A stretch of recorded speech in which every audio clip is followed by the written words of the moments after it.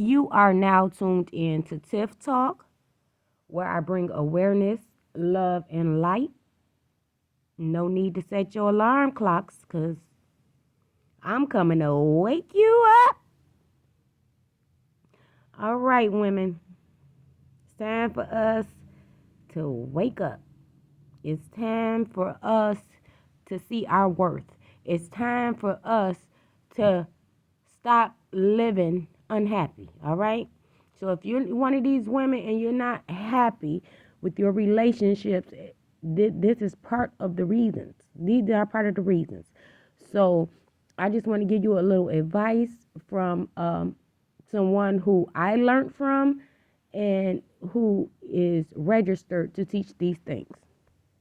All right, so I'm just spreading it along, but I'm just going to put it in my own words. All right, so women, we have to stop wondering why certain relationships are ending the same way as previous relationships. Women, we have to stop telling these men all our business, all our history, everything that happened to us since we was a kid. Okay, it just got to stop.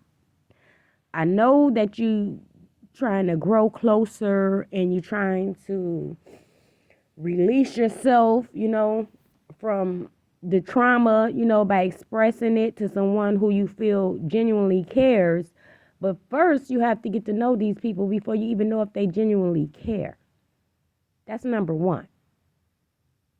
So if you out on your first date, you shouldn't be telling all your business. You have to start answering questions very simple and cut and dry with very little detail. If you tell them, you don't really want to discuss the future. You know what I'm saying? The past. This is the future. You can say stuff like that because at the end of the day, when you run into a narcissistic person, okay, they can destroy your life forever. Forever. So what you don't want to do, like I said, I recommend at least 6 months before I say anything, if I even say something then. Some things you should just keep to yourself. You should, because it's going to be better in the long run on the way people treat you, you know what I mean? And when it comes down to that, we tell all of the things that's happened to us, like since when we were a child. And we mainly tell how our last relationship went. And that's the biggest mistake we make. Once we start correcting that, it will be a lot of changes. It will be a lot of changes in relationships. Because, see, the problem is we barely know these people. And we tell them, oh, my ex-boyfriend did this to me and this and that. And, oh, I couldn't believe it. And, they know your weakness now. They know your weakness and they play on it. They play on it. At first, they're going to make it seem like, oh, they're so much different. And they're going to make it seem like, oh, that's so bad what he did. I would never, and stuff like that. But the reality is, ladies, narcissists are good listeners, and they're good listeners for a reason, because they want to know everything on you, everything that happened to you. They want to know every detail, and they take that and they use it against you. So guess what ends up happening? They end up treating you the same way that your ex treated you. Correct?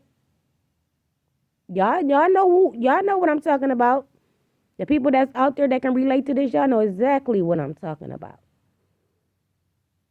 They end up acting the same very way that you described to them, that caused you so much pain and so much heartache and depression. And they turn around and do it too, don't they? But guess what? I'm not saying that they wouldn't do it, even if you didn't tell them, but it just gives them more leeway. Because, see, like I said, now they know your weakness.